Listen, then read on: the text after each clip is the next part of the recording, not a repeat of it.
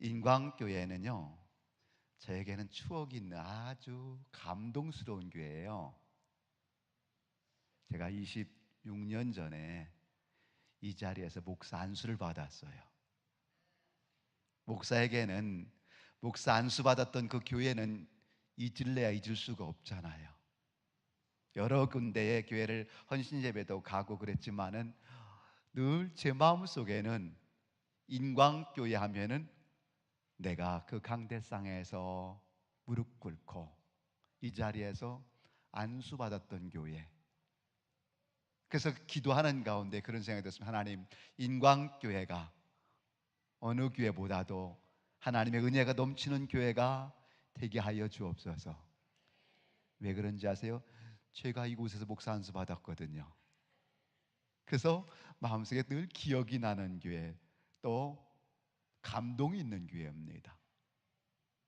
또 하나는 또 감사한 게, 또 우리 이정배 목사님은 저하고 박사 과정을 공부 같이 했던 목사님이에요.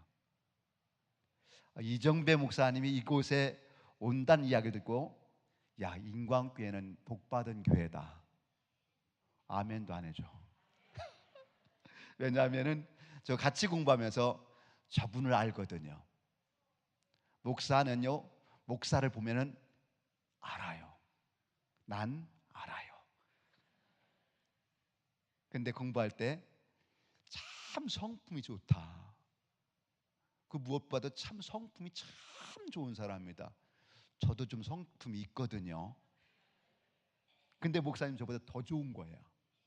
공부하면서 어떻게 저런 좋은 목사님이 인광교회 온다 소식 듣고, 저는 한남내에 오래된 목사거든요. 근데 인광교회 이정배 목사 온다 소리 듣고서 너무너무 감사한 거예요. 왜냐하면은 어떤 목사님이 그 교회를 목회하냐에 따라서 분위기가 달라지더라고. 근데 정말 좋은 실력 있는 목사님이 오셔서 아마도 인광교회의 미래가 더 하나님의 은혜와 축복으로 크게 일어나게 될 줄 믿습니다. 오늘 저는 당신은 위대한 백성입니다, 이 말씀을 가지고 설교하려고 합니다. 사찰로 소풍을 간 초등학교 아이들이 있었대요. 아이들이 사찰이니까 절이잖아요. 스님이 이렇게 딱 지나가네요. 그래서 스님의 이름이 뭘까 굉장히 궁금했나 봐요. 스님은 일반적으로 이름보다는 법명이라는 걸 쓰잖아요. 법명. 물어봐야 되겠다 생각했는데 법명이 생각이 안 나는 거예요. 아마도 그 중에 어떤 아이가 천주교인이었나 봐요. 스님, 왜? 그랬더니 세례명이 뭐예요? 세례명을 물어봤어요. 스님에게는 법명이 있고 천주교인에게는 세례명이 있잖아요. 근데 우리는 무슨 명을 가졌을까? 성도는 하나님의 자녀, 구원받은 성도들에게 붙여준 좋은 이름이 있습니다. 그것이 첫 번째는 성도라고 기록되어 있어요. 성도래요. 바울 사도가 에베소에 있는 성도들에게 편지하는데 이렇게 써 있습니다. 에베소에는 성도들에게 편지하노니라고 기록되어 있습니다. 그런데 영어로 잘 보니까 성도라는 단어를 saint라고 썼더라고요. saint란 말은 성자란 말이에요. 성자. 제가 그것을 자세히 한번 번역을 제가 해보니까 이렇게 말하는 거예요. 에베소에 있는 성자들에게 편지한다. 그런데 우리는 그것을 성도라고 바꿨어요. 아니, 또 갈라디아 교회 성도들에게도 보니까 성자들에게 편지한다라고 말합니다. 곰곰이 생각해보니까 놀리려고 그러나? 왜냐하면은 성자 하면 어떤 생각이 들어요? 성자의 귀한 몸 날 위하여. 성자라는 것은 그렇죠, 존경할 만한 업적을 쌓은 사람들에게 성자라고 부르잖아요. 굉장히 뭔가 특별한 사람들에게 성자라고 부르잖아요. 존경받을 만한 일들을 한 사람들에게 성자라고 해요. 그런데 하나님은요, 바울은 이렇게 말해요. 너희가 성자야 그러는 거예요. 나는 한 것도 없는데, 나는 부족한 것 너무 많은데, 근데 하나님은 우리를 이렇게 말하는 거예요. 너는 성자야 그래요. 왜 하나님 나를 성자라고 할까요? 나같이 부족한데, 죄도 짓고 허물도 많은데 왜 나를 성자라고 할까요? 한 가지 이유더라고. 내가 너의 죄를 용서하였고 너는 내 백성이고 나의 자녀가 되었기 때문에 나는 너를 성자라 부르느니라. 오늘 사랑하는 성도 여러분, 그래 우리가 그런 사람이래요. 나는 부족한 것도 많아, 배우지 못한 것도 참 많아. 근데 하나님은요, 나를 어떻게 보고 있느냐? 세상 사람들이 보는 게 아니에요. 하나님은 나를 성자다라고 말씀해 주는 것입니다. 나는 성자의 향기도 모자라고 성자의 품성도 아니야, 성자의 삶도 아니에요. 근데 하나님 이렇게 말하는 거예요. 내가 너를 위해 죽었잖아. 내가 거룩하기 때문에 너의 죄를 덮었잖아. 그래서 나는 누가 뭐래도 너를 성자로 여기노라. 이게 바로 우리의 모습인 줄 믿습니다. 신약 성경에 63번에 걸쳐서 신약은 너희는 성자다, 성자다 말하는 거예요. 성자라는 것입니다.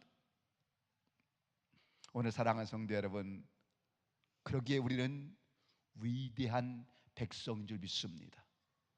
세상 사람들이 뭐라 하든 하나님이 나를 성자라고 말하면서 우리를 위대한 백성으로 세우셨다, 이 말씀입니다. 오늘 본문의 이야기입니다. 오늘 본문은 이런 이야기래요. 이스라엘 백성들이 애굽에서 나온 지 3개월쯤 됐을 때입니다. 3개월쯤 됐을 때 시내산에 도착했다는 이야기예요. 근데 시내산에서 하나님과 이 백성들이 언약을 맺는 거예요. 이것을 시내산의 언약이다 이렇게 말합니다. 근데 이 시내산의 언약을 통해서 어떤 일이 벌어지느냐? 천덕꾸러기 백성이 하나님의 보물 같은 백성으로 바뀌어지는 언약이 시내산 언약이에요. 천덕꾸러기가 보물이 될 거예요. 보물이 된 거예요. 오늘 본문 속에서 그렇게 말합니다. 버려진 백성도 하나님의 백성으로 삼고 내가 너희를 그렇게 만들겠노라 라고 말씀합니다. 지금까지는 애굽에서 이들이 어떤 생활을 했을까요? 3개월 전까지만 해도 노예였습니다. 3개월 전까지만 해도 고통의 세월을 보냈습니다. 그런데 하나님이 말씀하는 거예요. 나는 너희를 보물 같은 백성으로 세우겠노라라고 말합니다. 그것이 시내산의 언약이에요. 저는 이 시내산의 언약을 보면서 생각해 보기를 그런 생각하는 거죠. 우리에게도 이 시내산의 영적인 체험이 있어서 하나님의 보물 같은 백성으로 인정받는 여러분의 삶이 될 수 있기를 원합니다. 이 시내산의 언약을 통해서 이제 내 인생의 주인이 하나님이구나, 이 사실들을 느껴지는 거죠. 시내산의 언약은 이들의 가치관을 바꾸는 언약입니다. 시내산의 언약은 죄가 용서 안 받는 언약입니다. 시내산의 언약은 영원한 천국 백성이 되는 언약입니다. 오늘 저와 여러분이 이 자리에 함께한 모두들에게 이 시내산의 언약 같은 체험이 있으므로 하나님의 위대한 백성으로 쓰임받기를 예수님의 이름으로 간절히 축복합니다. 그렇다면 하나님은 어떻게 이 백성들을 위대한 백성으로 세웠는가? 오늘 본문 이야기를 통해서 함께 은혜를 나누려고 합니다. 첫째는 독수리 날개로 업어서 위대한 백성으로 세웠느니라. 독수리 날개로 업어서 위대한 백성 세웠다, 이 말씀입니다. 4절 말씀 속에서 이런 이야기를 합니다. 내가 어떻게 독수리 날개로 너희를 업어 내게로 인도하였음을 너희가 보았느니라. 이 말씀을 가만히 보면은 그런 이야기예요.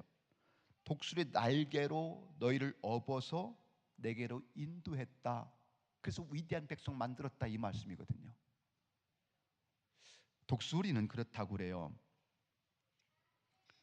높은 절벽에 둥지를 틀어놓고 거기서 알을 낳고 알을 부화시켜서 새끼를 키운다고 하죠. 처음에는 이 독수리는 그 둥지에다가 자기의 모든 털을 뽑아서 아주 푹신푹신한 둥지를 만드는 거예요. 그 속에서 알을 부화시켜서 새끼가 자라납니다. 근데 신명기 표현 보면은 어느 시점에 되니까 이렇게 말해요. 어미 독수리가 새끼 독수리들의 밥을 먹여주더니만 어느 시점 되니까 어미 독수리가 날개를 퍼덕이기 시작한다는 거예요. 날개를 팍 퍼덕이면은 그 안에 아주 솜털 같은 아주 부드러운 날개들이 다 날아가기 시작합니다. 그리고 그 집을 만들었던 가시덤불들이 드러나기 시작합니다. 새끼들이 가시가 찌르는 그 속에서 견딜 수가 없죠. 그때의 부드러운 날개 깃털은 날아가 버립니다. 쭈삣쭈삣 가시들이 새끼 독수리를 찌르기 시작합니다. 깜짝 놀란 이 새끼 독수리들이 떨어지지 않으려고 버둥버둥 치기 시작합니다. 벼랑에서 떨어지지 않으려고 버둥버둥 칩니다. 그때에 어미 독수리는 다시 날개짓을 하면은 새끼 독수리 벼랑으로 떨어지기 시작한다는 거죠. 나 살려라, 나 살려라. 엄마, 이게 웬일이야? 나 죽이려고 하나 하고 소리치는 거죠. 나 죽겠네 하고 소리치잖아요. 그때 어미 독수리가 밑으로 쫙 날아와서 떨어지는 새끼 독수리를 딱 엎는다는 거예요. 그리고 높은 곳에 올라갑니다. 어미 독수리는 이 새끼 독수리를 위대하게 만들기 위해서 그냥 놔두지 않지요. 날개로 업어서 올라갔던 어미는 다시 독수리의 새끼들을, 자기 새끼를 떨어뜨리기 시작합니다. 반복되는 그 어음과 떨어뜨림의 순간을 통해서 새끼 독수리는 어느새 커서 하늘의 왕자가 된다는 이야기입니다. 여기 독수리 새끼는 어쩌면은 우리 성도들 의미할 수 있겠다 싶어요. 믿음 생활하지만 어느 순간에 보면은 눈물을 흘릴 때가 있습니다. 가끔 인생의 막다른 골목에서 너무 고독하다 느끼는 순간도 있습니다. 하나님께 우리는 우는 소리를 지릅니다. 왜 내게 이런 고난이 왔습니까? 왜 나만 이런 고통을 받고 있습니까? 왜 내게 이런 억울한 일이 생겼습니까? 우리 자녀들에게 왜 이런 억울한 일들이 생깁니까? 잠 못 이루는 밤들이 참 많이 생기는 것 같습니다. 제가 교회를 개척을 했어요. 교회를 개척했는데 제가 개척하면은 성도들이 많이 모일 줄 알았어. 그래서 상가에서 저하고 저희 아내하고 막 4살 먹은 딸하고 2살 먹은 아들하고 4명이 개척을 했어요. 개척을 하고 비전을 가지고, 저도 부목사 때는 좀 꽤나 큰 교회들만 있었거든요. 그때는 사람들이 많더라고. 부목사 때는 설교 못해도 은혜 받았다고 하더라고. 내 잘하는 줄 알았어. 되게 잘하는 줄 알았어. 개척하면 다 모일 줄 알았어. 웬걸 아무도 안 와. 세상에 그렇게 안 올 수가. 내가 부목사 때 날렸거든요. 근데 부목사 날린 거 뭐야? 아무것도 아니야. 처음 온 할머니가 한 분 있어요. 70 넘은 할머니인데 허리가 90도로 꼬부라졌어. 그 할머니는 경로당에서 늘 싸우는 할머니야. 노인정에서 늘 싸우는 할머니야. 그 할머니가 첫 번째 우리 교회에 등록했어요. 얼마나 감사한지. 너무너무 감사한 거예요. 그런데 이 할머니가 전도문을 다 막아버려. 왜? 항상 싸우거든요. 그러면 또 욕쟁이 할머니야. 하나님, 어떻게 이렇게 교회를 보내셔도 그런 사람들만 보내셔요. 좀 괜찮은 사람 좀 보내주세요. 한 분도 안 와요.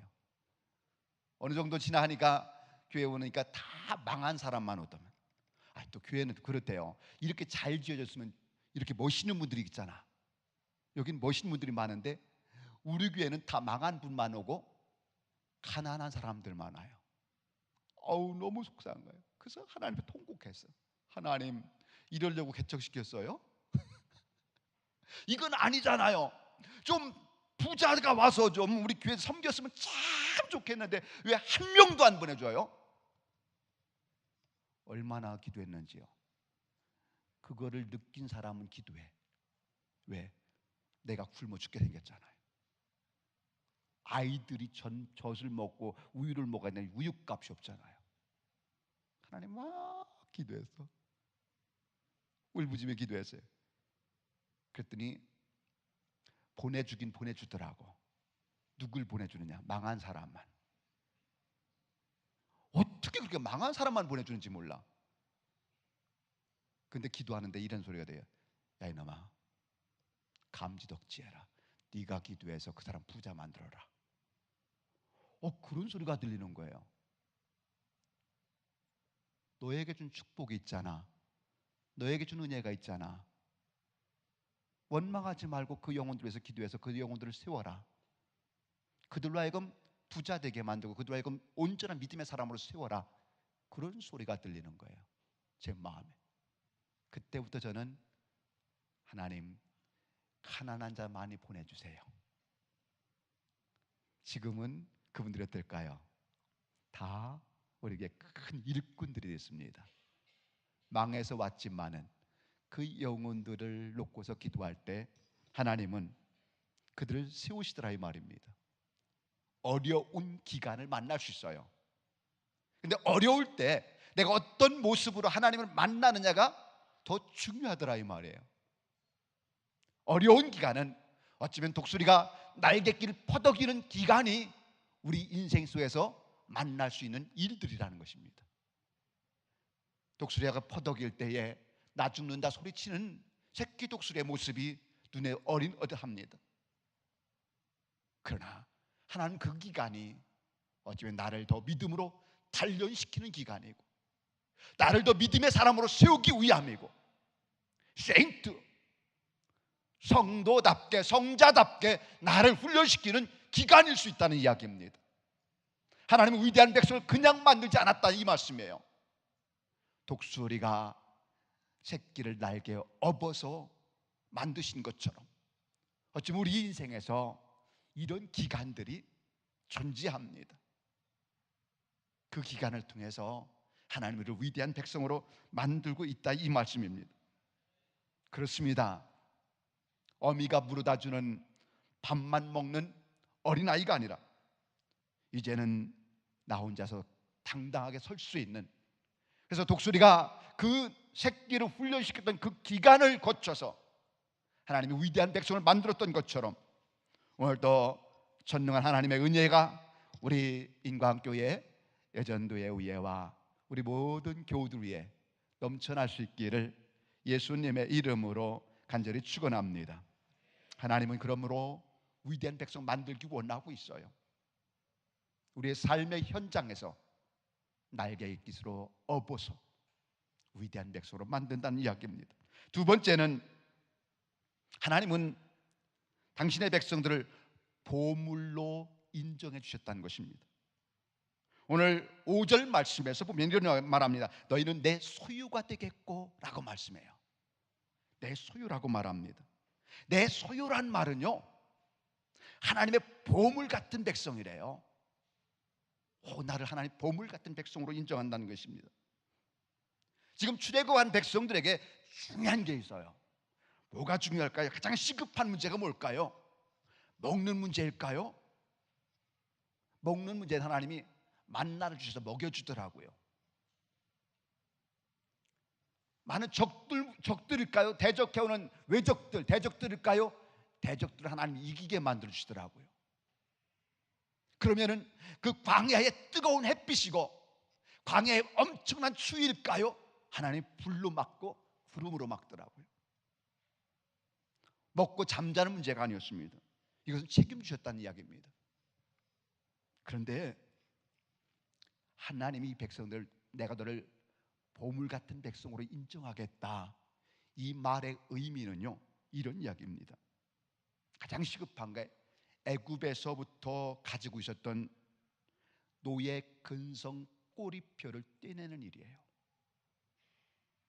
자신들이 소중하다는 것을 모르는 거예요. 자신들은 누구예요?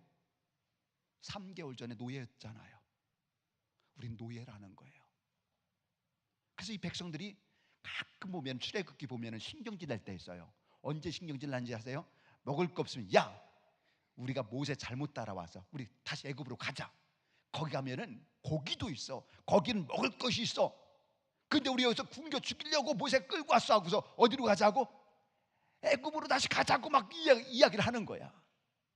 이들의 마음속엔 뭐가 있습니까? 애굽의 근성이 남아있대요. 애굽의 근성이 뭐예요? 노예의 근성이라는 거예요. 노예의 근성. 하나님 말하는 겁니다.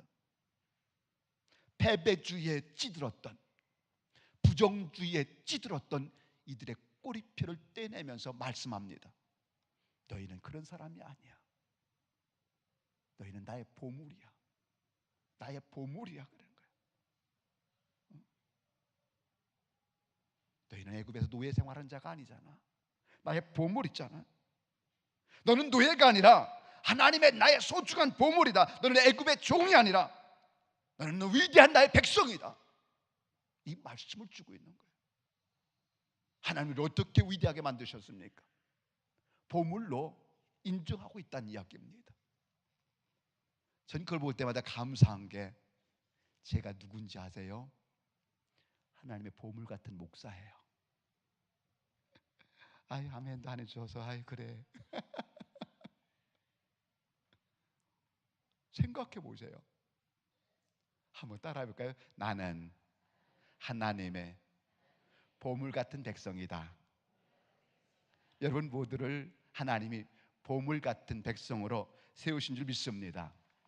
야곱이라는 한 인물이 있었습니다.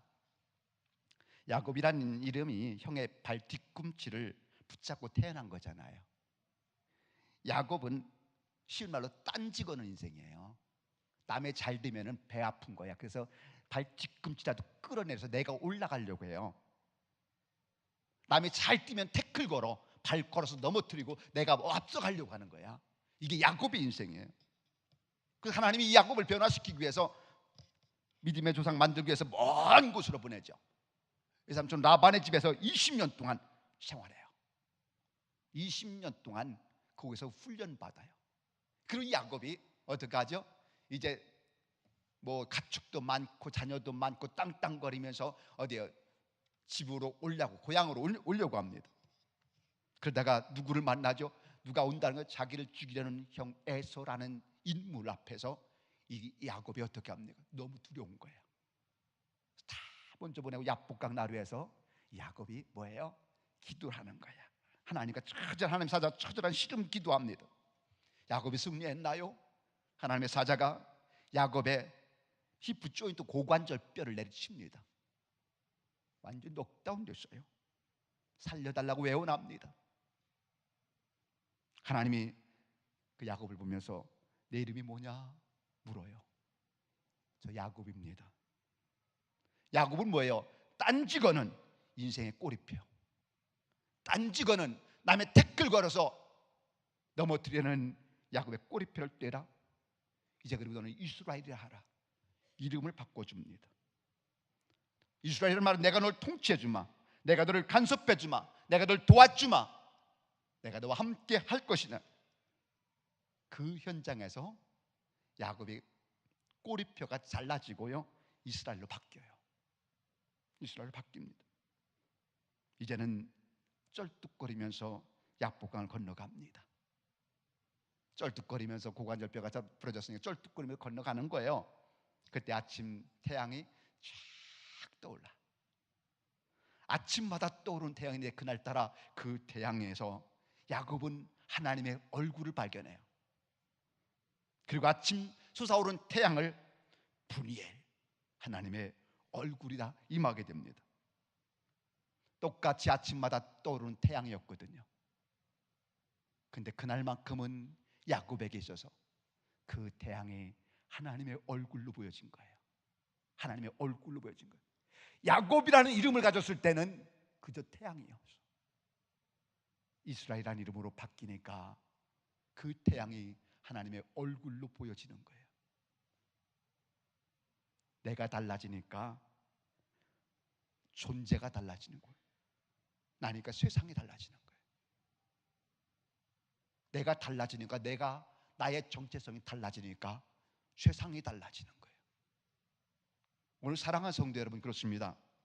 내가 변하면은 세상이 변하고, 내가 달라지면은 온 세상이 달라져 보이고, 내가 복을 받으면은 우리 가문이 복을 받고, 내가 은혜 받으면은 교회가 은혜스럽게 되어지고, 내가 하나님의 위대한 보물 같은 백성이 되어지면은 모두가 보물 같은 백성으로 보여지는 줄 믿으시길 바랍니다. 이게 바로 야곱의 변화예요. 보물 같은 백성이 되었습니다. 저는 항상 저희 교회에서도 그런 얘기를 해요. 저와 여러분은 하나님의 보물입니다. 힘들게 왔지만은 나갈 때는 보물을 안고 나가는 여러분의 삶이 되어지길 원합니다. 그 말씀을 해요. 그렇지 않나요? 내가 하나님이 난 너무 부족한데 보물 같은 백성이 있어요. 얼마나 감사해요. 그래서 찬양을 부르는데 왜 이렇게 눈물이 나는지, 그 은혜가 너무 크게 눈물이 나는지. 그렇습니다. 하나님 우리를 위대한 백성으로 만들 때 보물 같은 위대한 백성으로 만드셨다는 이야기입니다. 라빈슨이 쓴 책 가운데 내 안에 잠든 거인을 깨우라는 책이 있습니다. 내 안에 잠든 거인을 깨우라. 이 이야기 핵심은 그런 얘기예요. 운명에 매여 살지 말라. 위대한 운명을 만들어내는 사람이 되라는 말을 합니다. 운명에 매여 있는 사람이 있고 운명을 만들어서 위대한 사람으로 사는 사람이 있다는 이야기입니다. 운명에 갇혀 있지 말고 위대한 운명을 창조해내는 인물이 되라라고 말씀합니다. 여러분 안에 보물이 있대요. 잠든 거인을 깨우고 축복의 잠을 깨우는 여러분의 삶이 될 수 있기를 원합니다. 은혜의 잠을 깨우고 닫힌 축복의 문을 열어가는 보물 같은 인생이 되어지기를 예수님의 이름으로 간절히 축원합니다. 세 번째는 여러분을 제사장 나라로 세워서 위대하게 만들으셨습니다. 6절 이하의 말씀에 그런 이야기를 하는 거예요. 너희가 제사장 나라가 되며 라고 말씀합니다. 베드로전서 2장 9절에서는 이 본문과 연결시켜서 너희는 택한 족속이요 왕같은 제사장이다 라고 말씀하고 있어요. 택하신 족속이다, 왕같은 제사장이라고 이야기합니다. 내 신분이 보통 사람이 아니에요. 우린 보통 사람이 아닙니다. 왕같은 제사장이라고 말하고 있고 택한 족속이라고 이야기합니다. 왕같은 제사장이라는 표현을 여러분 어떻게 생각하세요? 제사장은 어떤 사람입니까? 축복하는 사람이에요. 제사장은 말씀을 선포하는 사람이에요. 제사장의 입에서 나가는 말은 권세가 있었습니다. 제사장의 입에서 나가는 말은 예언의 말이었습니다. 제사장의 입에서 나가는 말은 긍정이고 힘 있는 말이었습니다. 그런데 어찌 보면은 오늘 모세는 그 기록을 하는 거죠. 너희가 이런 사람인데 신분 잊어버리지 말고 말아라 이거예요. 신분을 잊어버리면, 왕같은 제사장이라는 신분을 잃어버리면 불평하고 원망한다는 거예요. 이 사람 저 사람 비난한다는 것입니다. 공동체 중심에 서지 못하고 늘 옆에서 변증만 올리는 사람이에요. 부정적인 면만 보고 항상 부정적인 말만 하는 사람이에요. 이게 바로 노예 근성이라는 것입니다. 짜투리 인생이라는 거예요. 변방 인생이라는 거예요. 오늘 사랑하는 성도 여러분, 하나님 우리를 너희는 제사장으로 삼았다라고 이야기합니다. 역사의 구경뿐이 아니라 중보자의 제사장 나라로 살아가라는 말입니다. 제사장은 복을 빌어주는 사람이에요. 이웃을 향해서 비판하고 비난하고 쉽게 저주하는 사람이 아니라 예언의 말과 긍정의 말과 믿음의 말과 창조적인 말을 통해서 제사장의 축복을 나누며 살아가는 사람이 바로 너희니라 라는 말씀을 우리에게 줍니다. 저는 가끔 깜짝 놀랄 때가 있어요. 야, 내 말에 능력이 있구나 하는 것을 철저하게 느껴요. 목사 말 능력이 있더라고. 우리에게 제가 서도 얘기했는데 어려움들이 너무 많았어요. 어떤 40대 집사님이라고 하는데 제가 보니까 집사도 아니야. 사업하다 망해갖고 왔어요. 빚이 5억이래. 뭐 하냐 봤더니 요즘 대리 운전하고 있대요. 야간으로 뛰고 낮으로 뛰고 밤으로 뛰고 하나 봐요. 그것도 잘 안 되니까 어디 뭐 쓰레기 하치장에서 뭐 이걸 하나 봐요.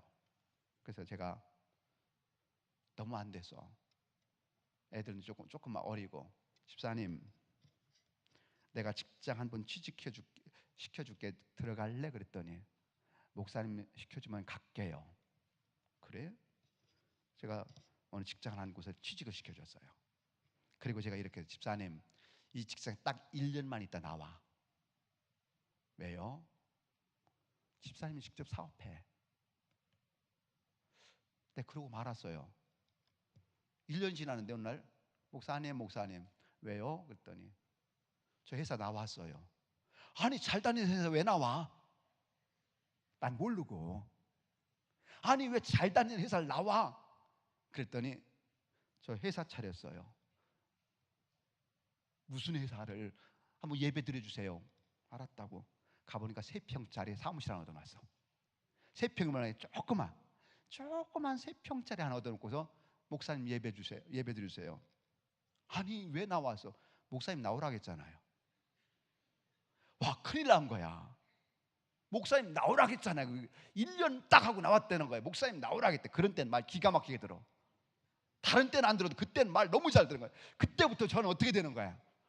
아이고, 정말로 먹고 살기도 어려워서 내가 간신히 회사 취직시켜줘서 좀 돈도 좀 받게 만들었는데 이제 아무것도 없는 3평짜리 방에서, 사무실에서 회사 차렸다니 어떡해요?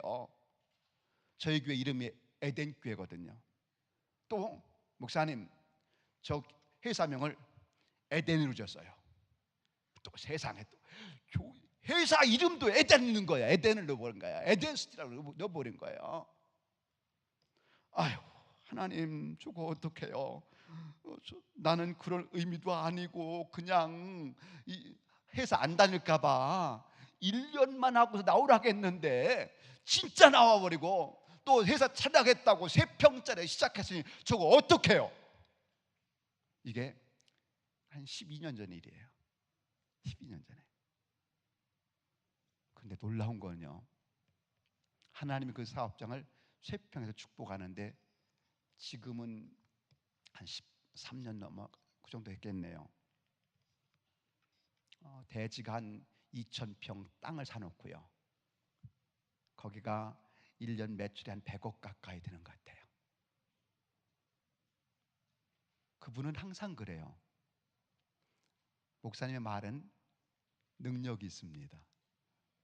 목사님 말은 축복이 있습니다. 목사님 말에는 권세가 있어서 말씀대로 이루어집니다. 제 자랑하려고 하는 게 아니라 목사의 권위와 목사의 축복권이 있다는 사실을 믿으시길 원합니다.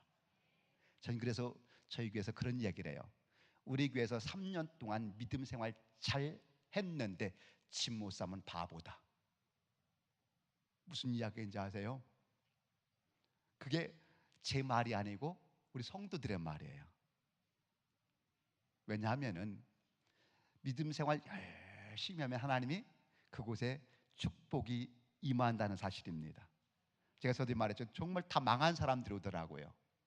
망한 사람이 왔는데 저희 교회는 지금, 여기는 연세 뜻이 많이 있지만 저희는 40대 50대가 주예요. 우리 인광교회만 해요. 저희 교회가요 40대 50대 성도들인데 95%가 자기 집을 다 가지고 있어요.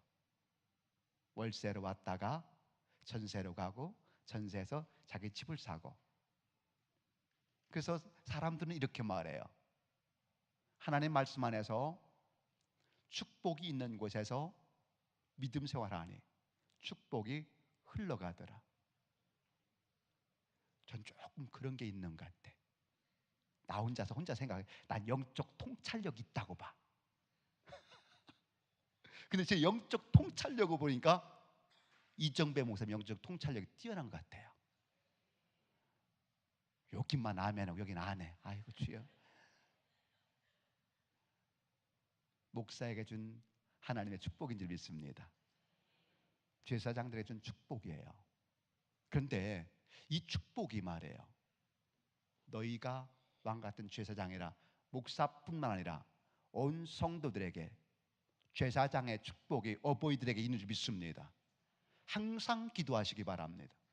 내 말의 능력과 나에게 준 축복권이 내 가정에 흘러 넘쳐가는 여러분의 가문이 될 수 있게 축복합니다.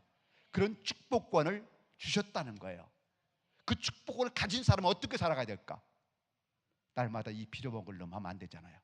이 빌어먹을 놈아 그러면 안 되잖아. 이 흥할 놈 해야지. 욕도 잘해야 되겠더라고요. 빌어먹을 놈 하니까 빌어먹더라고요. 근데 흥할 놈이 잘 되더라고. 저는 우리의 말에는 권세가 있는 줄 믿습니다. 이게 저는 제사장들의 축복이에요. 이 제사장의 왕같은 제사장으로 나는 너희를 위대한 백성으로 만드셨다는 이야기입니다. 그렇기 때문에 우리가 가진 이 놀라운 축복의 은혜가 여러분 가정들마다 일어날 수 있기를 예수님의 이름으로 간절히 축원합니다. 복을 빌어주는 이러한 모습이 임하길 원합니다. 한 사람 한 사람이 복을 빌어줄 때 그 교회는 은혜로운 교회예요. 축복된 교회가 될 줄 믿습니다. 남의 잘 될 때 박수 쳐줄 수 있는 사람이 되어야 되겠죠.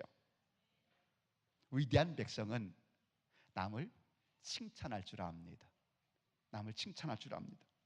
위대한 백성은 남을 위해서 복을 빌어줄 수 있는 사람이에요. 하나님은 그렇게 우리를 세웠다고 말씀합니다. 저와 여러분을 하나님 위대한 백성으로 세웠습니다. 오늘 일여전도에 너무 은혜스러웠어요. 그 아름다운 찬양의 입술이 삶에서 일어나 그 아름다운 찬양의 입술과 축복의 말들이 많아질 수 있는 여전도회가 될 수 있길 원합니다. 오늘 찬양 들어보니까 야 정말 따뜻하다. 우리 교회에서 느끼지 못한 그 따뜻함이 있어요. 열 올까 봐 나도 불러주면은. 근데 우리 교회에서 가지 말라고 그래. 따뜻함이 있어요. 너무너무 따뜻해요. 저도 찬양을 좋아해서 많이 찬양을 듣는데 이렇게 감동적인 걸 별로 못 들어봤어요. 그 따뜻한 마음에서 나오는 신앙의 고백이 찬양이거든요. 따뜻한 마음에서 나오는 그 기도가 바로 찬양이거든요. 이 찬양의 마음을 가진 우리 일여전도회 회원들 모두에게 축복을 빌어주는, 그래서 교회가 더 밝아지고 더 은혜 가운데 설 수 있기를 예수님의 이름으로 간절히 축원합니다. 마지막으로는 여러분을 구별된 백성으로 위대하게 만드셨다는 이야기입니다. 오늘 6절 말씀에 이런 이야기를 합니다. 너희는 거룩한 백성이 되리라 는 말씀이 나옵니다. 하나님의 백성에 무기가 있습니다. 총과 칼이 아니에요. 우리의 싸움은 혈과 육의 싸움이 아니라는 것입니다. 우리의 싸움은 돈이 아니고 하나님이 이렇게 말하면 거룩이니라, 구별됨이래요. 우리가 삶의 현장에서 여러 가지 일들을 만나서 싸워 나갑니다. 그때 우리의 무기가 뭘까요? 말 잘함에 있지 않습니다. 내가 가진 것에 있지 않습니다. 우리의 무기가 뭐냐? 구별됨이라는 거예요. 구별됨이 우리의 승리를 가져올 것이고 구별됨이 우리의 축복을 가져오게 될 줄 믿으시길 바랍니다. 이게 무기래요. 이게 무기래. 구별됨이라는 게 뭡니까? 좀 남과 다른 거잖아요. 적어도 우리 예수 믿는 사람은 좀 달라야 되지 않을까 싶어요. 신경질이 머리 끝까지 올라왔네. 이거 기묘 무럭무럭 나네. 제가요 좀 나빴어. 그래서 머리가 다 빠졌어. 왜? 김이 나거든. 김 나는 게 아니에요. 우리의 싸움은 내가 구별되는 거예요. 좀 달라라는 말이에요. 달라져야 된다는 거예요. 적어도 하나님의 사람은 달라야 되지 않느냐는 거예요. 화가 날 때 나를 좀 누를 수 있는 마음이 있어야 되겠잖아요. 자존심 상하네.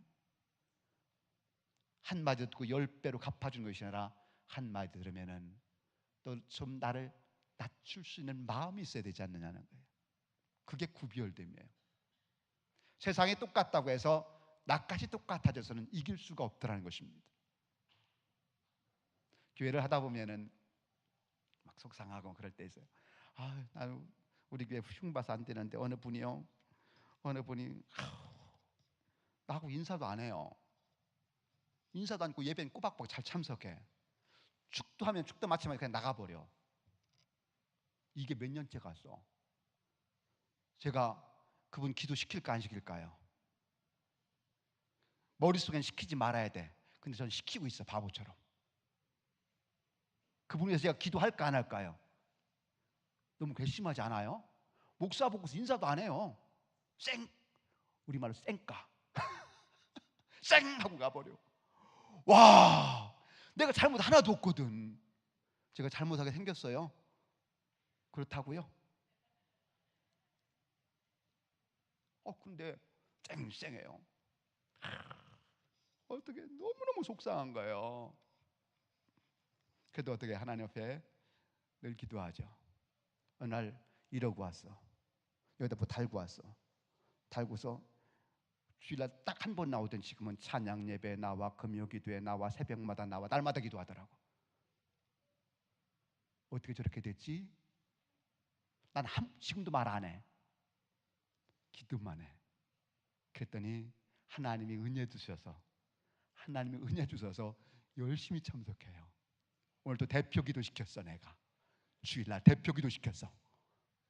은혜롭게 하대.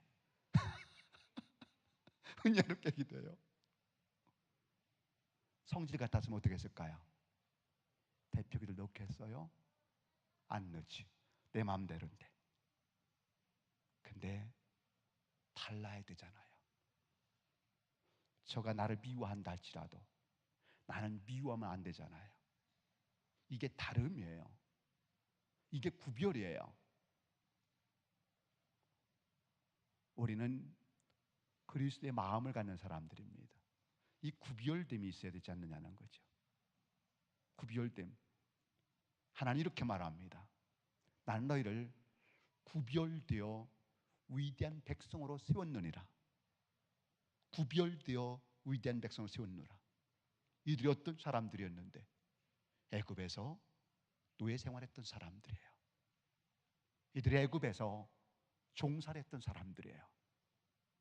나는 그런데 너희를 구별되어서 위대한 백성으로 세웠느니라, 이 말씀입니다.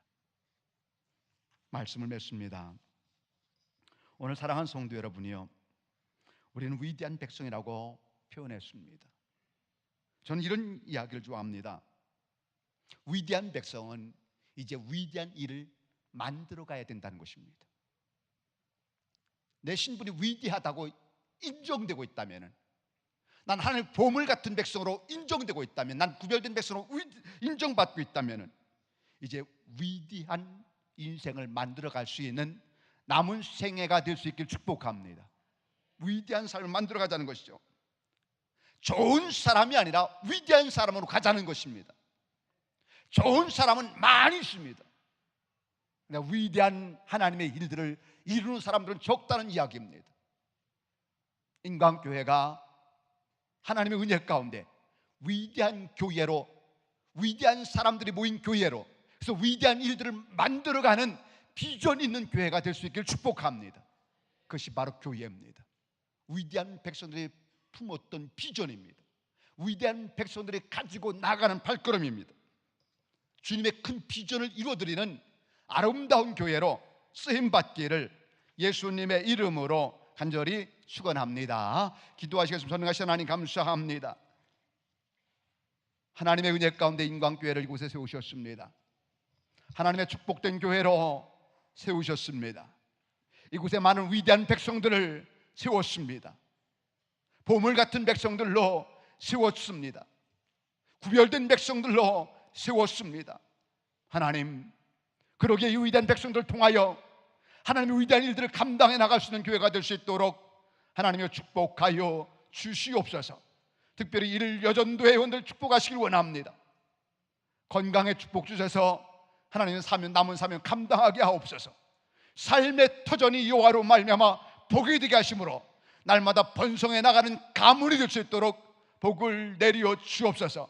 특별히 교회를 통하여 역사하시기를 원하시는 하나님이여, 많은 영혼들을 살려나가고 많은 영혼들의 꿈이 되어지고 소망이 되어지고 치유가 되어지고 회복이 되어지는 교회로 위대하게 쓰임받게 하여 주시옵소서. 예수님의 이름으로 감사하며 기도드리옵나이다. 아멘.